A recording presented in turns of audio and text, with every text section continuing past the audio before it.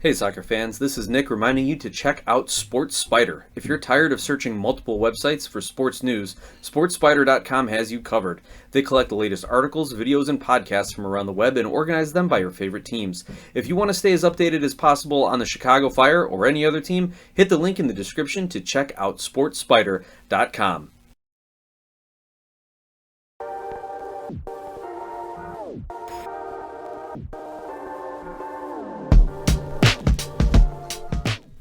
Hey soccer fans, welcome back to the Feed the Fire podcast. I'm your host Nick, and in today's episode we are recapping the Chicago Fire's seemingly improbable victory over FC Cincinnati. We are looking ahead to their next matchup at Inter Miami, and we're going to talk about a few new announcements from Major League Soccer that affect team roster rules. Before we dive into the heart of the show, just wanted to remind everyone you can follow along with me on social media at Glasshouse Soccer, and you can email me at any time, glasshousesoccer@gmail.com. And speaking of social media contact, I want to shout out to Tio Luis, who I finally reconnected with on Facebook. Great to hear you're still listening, Tio, as well as, keeping up the relationship that we started 7 years back, even when I was doing the Sons of a Pitch soccer podcast.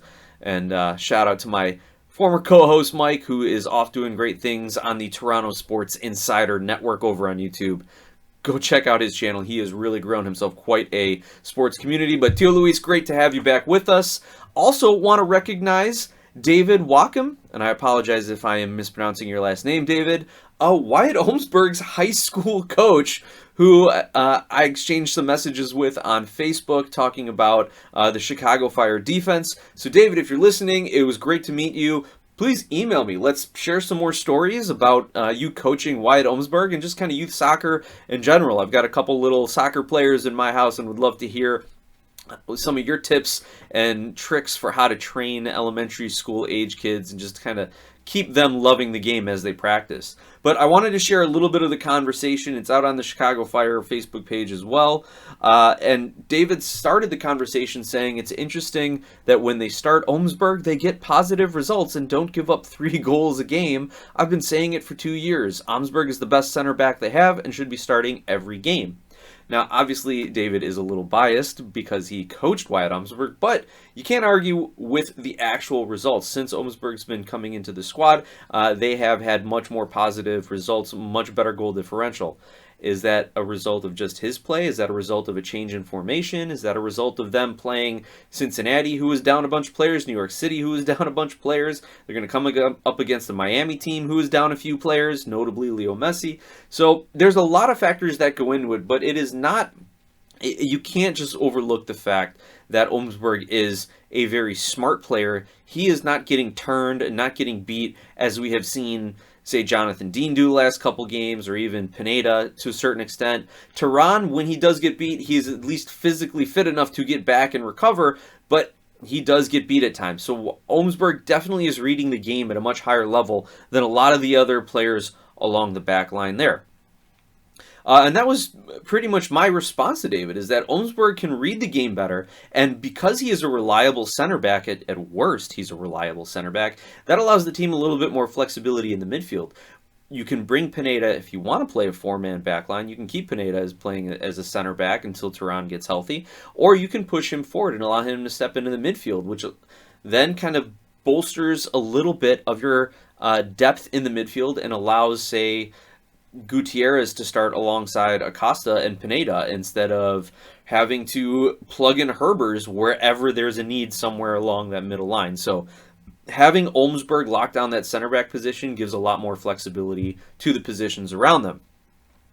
And David kind of concludes our conversation here by saying, and he agreed with me in my prior comment, that, yeah, the coaching has also let down this back line. There's a lack of discipline, there's a lack of development, just a lack of coaching.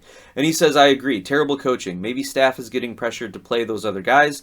They make over double what Wyatt makes. It's just frustrating to watch this team give up terrible goals game after game and nothing was done about it. He also goes on to take a shot at Tehran, and it's funny, so I'll read it, but I'm not as low on Tehran as you are, David. He says Tehran couldn't mark a parked car. Great athlete, but dumb as a post.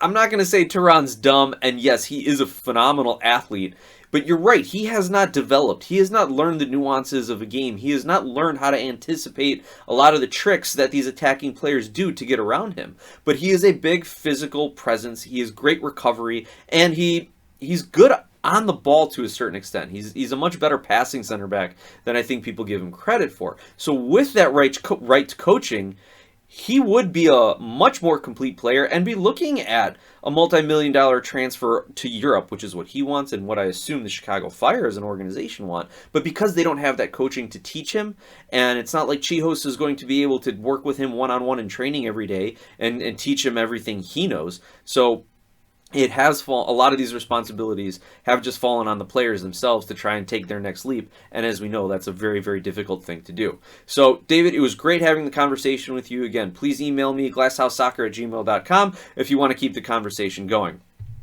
Now, let's look at this New York City match, and my initial thoughts were that, or I'm sorry, not New York City, that one's done and dusted. Let's look at the Cincinnati recap, because I never thought they'd pull this one off. I said it on this show. I thought Cincinnati was going to hang 4 goals on the Chicago Fire.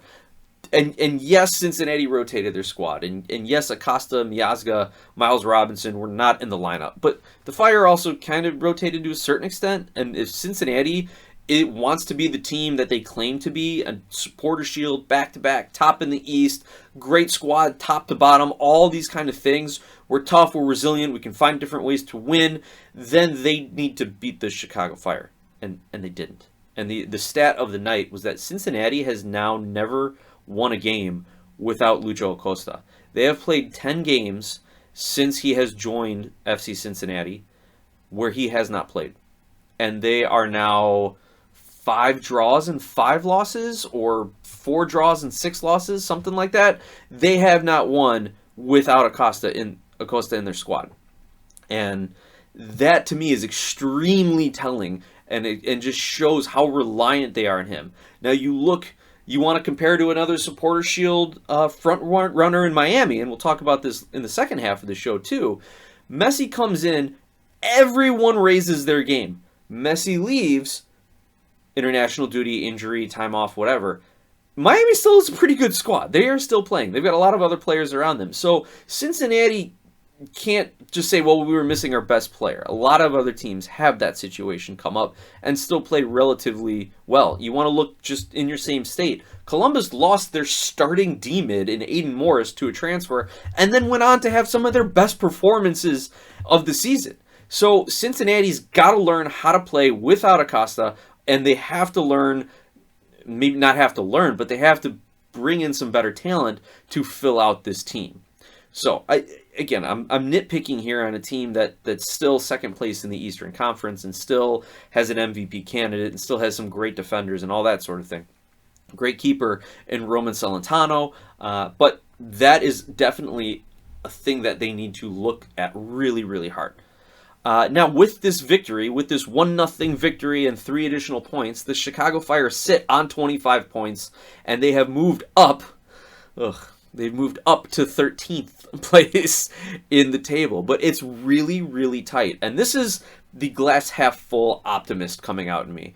From 8th place Toronto down to 15th last place New England, there's a 5-point gap. Toronto and Montreal are in the 8 and 9 spot. They're in the play-in game for the playoffs. They're on 27 points. Just outside looking in, Nashville and DC are on 26 points. And Atlanta and Chicago are on 25, Philly on 24, and the Revs of New England on 22. So, you want to be glass half full? You want to say the Fire can still make it to that play-in game? I don't think they're going to catch Orlando or anyone who's going to end up in that 7 spot. Orlando is currently on 33 points, 8 ahead of the Fire. That seems like a lot this late in the season. But for the Fire to make up 3 points on Toronto and Montreal over the rest of the season, not the most outrageous thing to think of. For them to make up a couple points on Nashville and DC, not the most outrageous thing to think of, especially when they still have games against Toronto, Montreal, Nashville, and DC. The real bummer here is that they couldn't take advantage of getting another point against Atlanta or getting a win against New England when New England was in their worst part of the season. In fact, it was New England's victory over the Fire that kind of gave them a little mini spurt so that they're not in the wooden spoon driver's seat right now and that they're just last in the East. So that is where Chicago really has to look at themselves and say, why can't we beat the bad teams? Well, for a lot of the stretch of the season, you are a bad team, and the consistency just isn't there to keep your level consistently above the bad teams.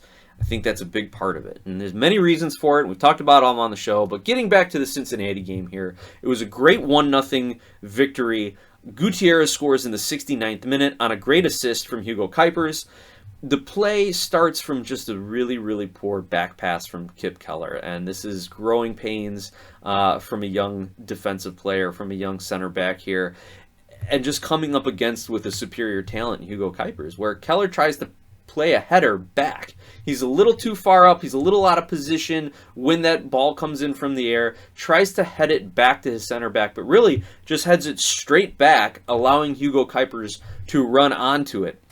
Forces the center back to have to shift over to the defensive right side of the field. And at this point, I'm watching this play develop. Celentano starts to come out to close down the angle. There are other defensive players shifting over to step onto Cuypers. And I'm looking at it, I'm like, you know what? Gutierrez is wide open in the middle of the box, like right on the 6-yard line. If Cuypers can slide it over, I think he should. But on the other hand, he's Hugo Cuypers. He's our starting striker. He's our $12 million DP. If he's going to want to try to blast one by the defender and the keeper here, or maybe curl it far post, I wouldn't be totally upset with it, because that's just what he's there to do, and that is kind of how the rhythm of the game has been. And Cuypers, to his credit, realizes that he's been a little off on the night and sees Gutierrez with just an incredibly open net in front of him. And he slides the ball across skillfully. Gutierrez softly passes it right into the back of the net, as you are trained to do for 1-0. The only thing that scared me is if you watch the replays from behind the goal, Celentano gets back across in time to block Gutierrez's shot. He just doesn't get his left arm down, and the ball kind of slides right underneath him. There was like a very high probability of him getting back and blocking that shot, but thankfully for the Fire fans and for the squad and for Gutierrez, the ball goes in. I am happy they won. I'm happy they had 3 points. Like I put on Twitter, exhale and enjoy it. But in looking back at this game, the Fire still didn't have that sense of urgency, that desperate need for points or results. Klopas said coming into this match they needed to play aggressive, and he wants to play aggressive. It didn't look like it. They maintained possession, but once again they get into the attacking third, or they get around the top of the box. No one wants to step up and have a shot. There was even a point I was counting Marin Haile Selassie dribbles as he was dribbling parallel to the goal across the 18-yard line. And I'm going, 1, 2, 3... and then he lays it off to Aragoni, who skies it on a ridiculous take. Selassie is playing as a second striker or attacking winger in that case, and he should have had the green light to do it. It makes me wonder if his confidence is not there, or if he's getting coached to pass the ball and keep working it around. And there are times when I appreciate the Chicago Fire wanting to maintain that possession, but because it looks like they are so coached and so focused in on maintaining possession and working the ball around, then they do not look for those quick opportunities. And that's the one thing that Shaqiri did to the opposite end of the pendulum. He would get the ball and just bomb it forward. Right now, a lot of times the Fire are playing too conservatively. And if we can find that happy medium, get a little consistency with the offense, Chris Brady keeps playing the way he does, 7 saves, I think, and we'll look at the stats in full in a minute, then the Fire could see some better results. So take the win, enjoy it, but as a lot of coaches say, the best kind of victories are bad victories because they can still teach and coach off of it. Now, let's take a look at the statistics of this match. We got to also recognize Alice Powell for his red card in the 88th minute. He checks Suke into the boards, and then throws an errant hand, catches Olmsberg in the face.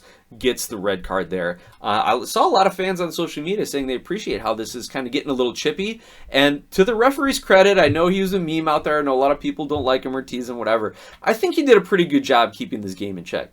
I will recognize Cincinnati fans do have a fair shout that Herbert should have gotten a second yellow card for a really bad tackle and been ejected, and the Fire would have been a man down for most of that game.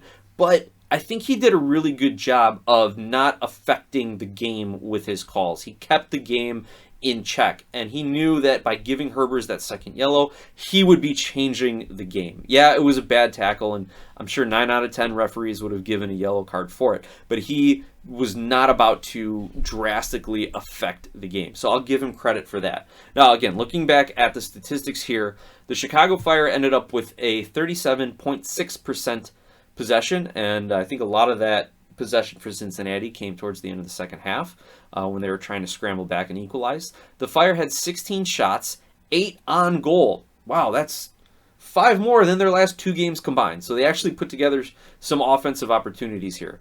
The defense blocked 3 shots. The Fire had a total of 366 passes on 76% passing accuracy. So not a very good passing game for the Fire. I'm honestly not sure what to make of it. I don't know if it's just the fact that they had such low possession that their errant passes or their turnovers were just extrapolated out in the percentage, but not one of their better passing games for sure, even though all that matters is the result. Only 3 corners, 4 crosses, and 1 offside. I think there's something up with the statistics here on MLSsoccer.com, because it says there were no aerial duels in this game. And we know that. I think the Fire were coming out ahead on that one, if you pardon the pun. They're coming out ahead on the aerial duels one. It seemed like they took advantage of Cincinnati's, I don't know, lack of height and quality in their midfield and attackers there, maybe. I don't know. I could be generalizing there. But anyway, it looked to me that the Fire were winning a lot of those 50-50 balls. The Fire actually had 2.2 XG on this one, expected goals to Cincinnati's 1.8. So close game as far as expected goals, and it was the Fire that pulled it out.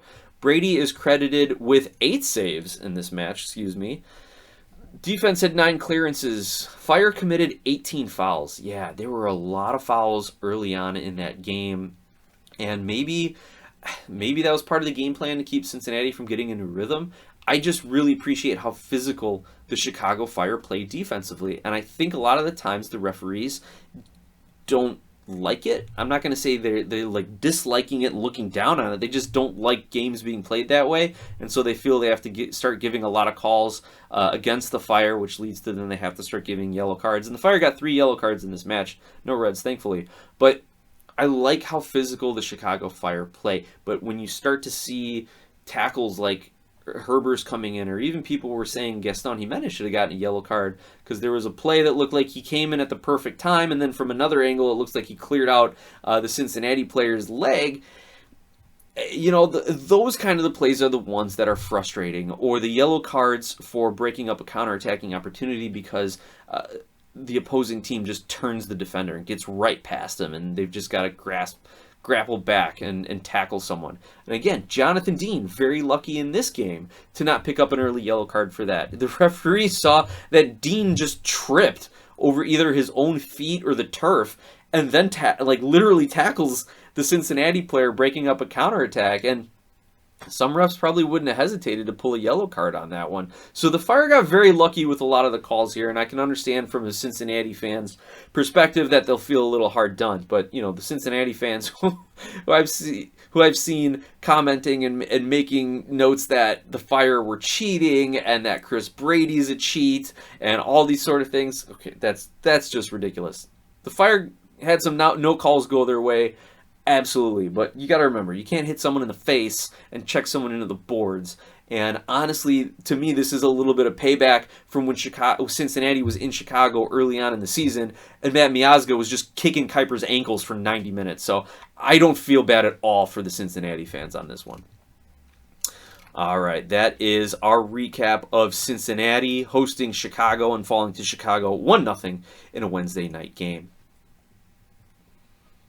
Now let's take our water break here, halftime at the show. Sponsored by Skira, Icelandic spring water, Icelandic for clear. Skira water comes from a spring in a government-protected nature preserve in Iceland with naturally low mineral content. This isn't your average water. Clearly, pun intended, it's one of the best, and Skira Icelandic spring water is available at your local 7-Eleven. Make sure you go out and grab a few bottles and think of the Chicago Fire and Feed the Fire podcast as you drink one.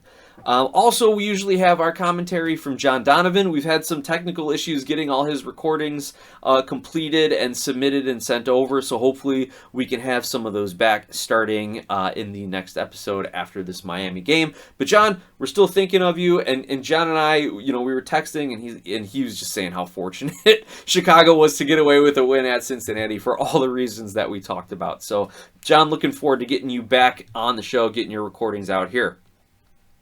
Looking ahead to the next game, Chicago is traveling down to Inter Miami. And before we get into that preview, I want to let you all know that I was on the Battered Herons podcast talking about the Miami matchups with Chicago. So make sure you go out onto YouTube, find Battered Herons. It was a live show at the time, and we got a lot of interaction from the fans, which was always a lot of fun. So please make sure you go find the Battered Herons. They actually started as like a Miami sports kind of YouTube channel, and they've had great success with their MLS shows that they have now kind of started a Battered MLS fans network, so they are growing and expanding. Make sure you go check them out.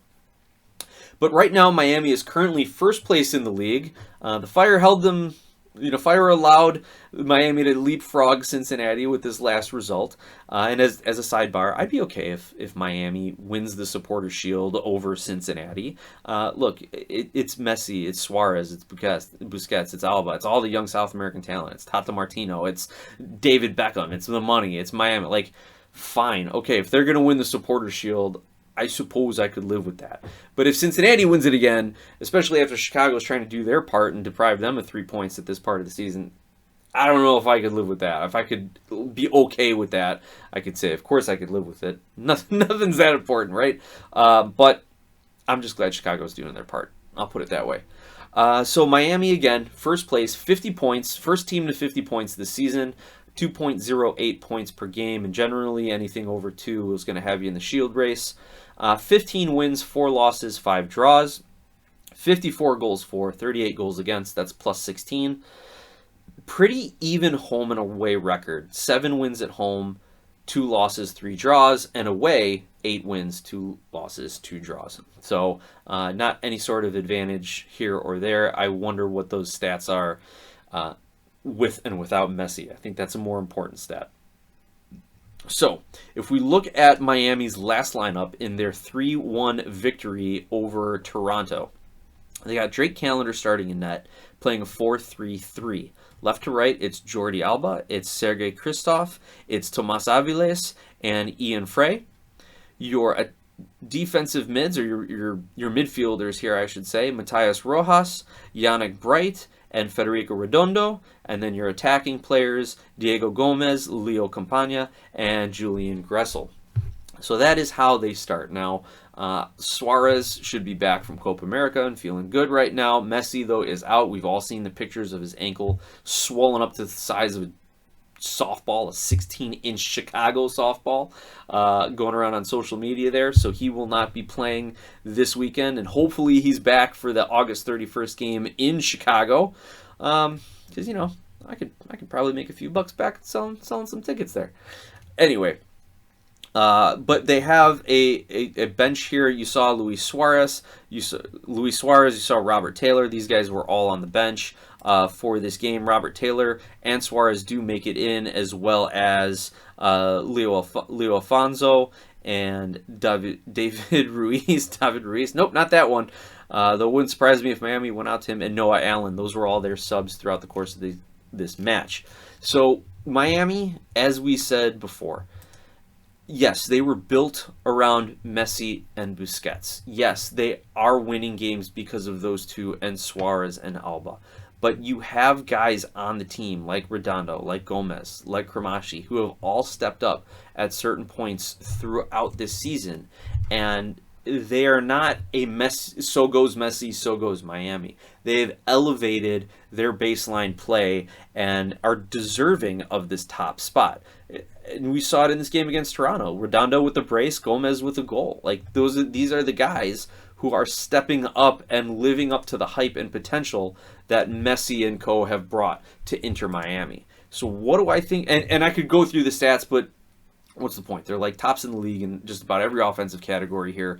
Top three probably. Got to look at Columbus, Cincinnati, LAFC to some extent. Like they are doing everything right, and Messi and Suarez are still. I still think top 5 in the Golden Boot, both of them. And Messi might be second or third in total goal contributions. So there's no point in going through the stats. Miami's really, really good. And if you really want to get a breakdown of things, go find me on Battered Herons. But saying all that, I don't want to. I don't want to go say Miami's going to drop 4 on the Fire, because that's what I said about Cincinnati, and we all saw how that turned out. So I don't think the Fire are at this level yet. I think we are going to see some of those star players back in feeling a little better for Miami. Obviously not Messi, but I still don't see the Chicago Fire getting a result against Inter Miami. Now, if they come out with that same desire and fire and urgency and, heck, I'll say it, desperation to score a goal against this team, then maybe that can change things. Maybe at halftime I'll change my opinion here. But until I see the Fire doing that, until I see them go on the road and be an aggressor, not the usual Klopas, let's take a point on the road and get back home kind of thing, or, the East is so good this year and Miami's the best team in the league, and, a point on the road would be okay. Because when you play for draws, you end up losing. I think that holds true 99% of the time. And that's what we've seen the Fire. They put out a roster, a lineup, and a strategy to just kind of get out of there with a draw and a point in the table. And it rarely works out for them. So I'm really anxious to see what Klopas comes up with. Not that I'm excited for it, I'm just kind of anxious for it. I really think that the Fire give themselves a better chance if Gutierrez is starting, which he should be, because he only came in for, maybe about 30 minutes in this last matchup against Cincinnati. And getting the goal, he needs to be starting. I'd like to see someone else with the captain's armband. I don't think Gaston Jimenez has what it takes to lead this team against the number 1 team in MLS right now. So give it back to Chihos. Give it to Kellen Acosta. Give it to Chris Brady even. And I would love to see those guys be much more vocal and be leaders on the field. Though Kellen Acosta was quoted as saying, I don't have to wear the armband to be a leader on the field. Fine, but if Gaston Jimenez isn't going to do anything, Kellen, then speak up. Say something. And yes, even though I don't see the Fire winning this game, they can make it a game with Gutierrez playing well. If Herbers can regain his cool and not fly off the handle and start picking up early yellow cards, if he can just play within the game, if the back line can stay sound, not get pulled out of position, and if Brady can keep up his stellar play, then the Fire give themselves a chance for a draw. But I just don't see the victory happening. I'll say 3-1 Miami in this one. Now, moving on to the last part of our show here, there's a few headlines we got to talk about.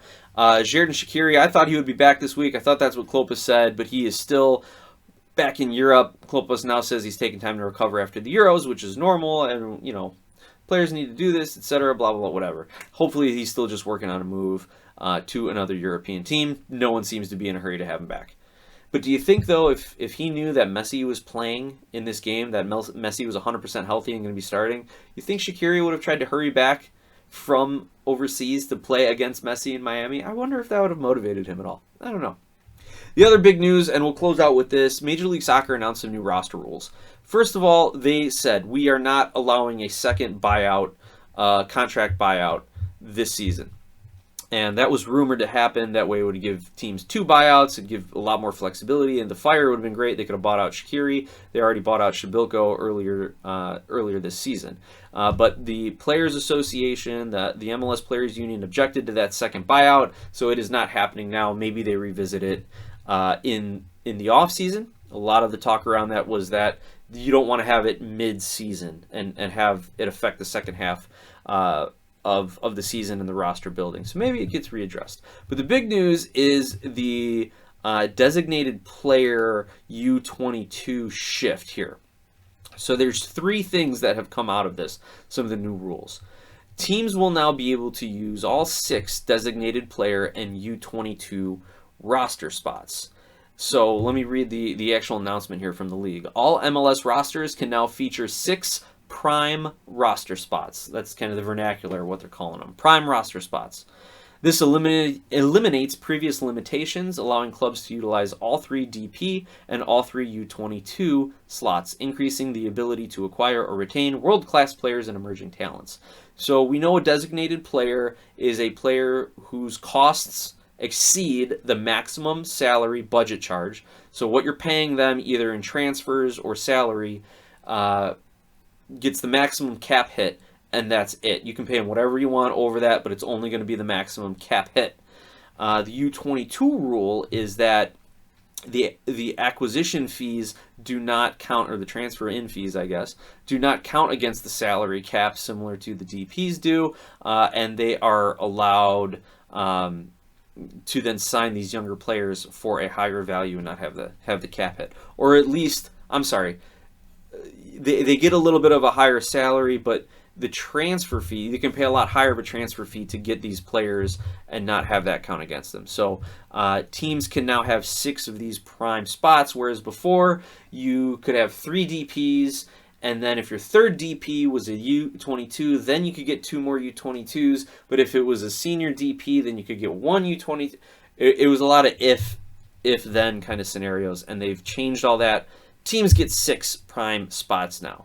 The only caveat, and this is the second part to come out of this announcement, the only caveat is teams need to decide, are we going to have 3 DPs and 3 U22s, or are we going to have 2 DPs and 4 U22s, plus you can convert transfer fees out, so the money you're making, up to $2 million in additional GAM, where before it was only like 1.37 or something like that million in GAM. So teams have to declare that at the beginning of the season. I don't like that they have to declare it, because that kind of defeats the purpose of roster flexibility. If you have to pick your lane at the beginning of the season, or now since this is a mid-season change, teams have to declare by August 14th at the close of the summer transfer window.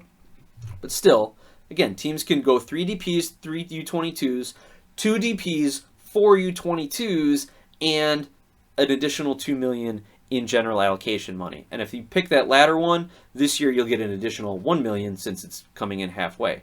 So to me, this is, instead of the DP model or the U22 model, it's the win now or win later model. That's how I'm looking at it. Teams that have their rosters built, that just need those big names, those impact players, they're going to pick that designated player model, go out, sign the big names, and go after trophies.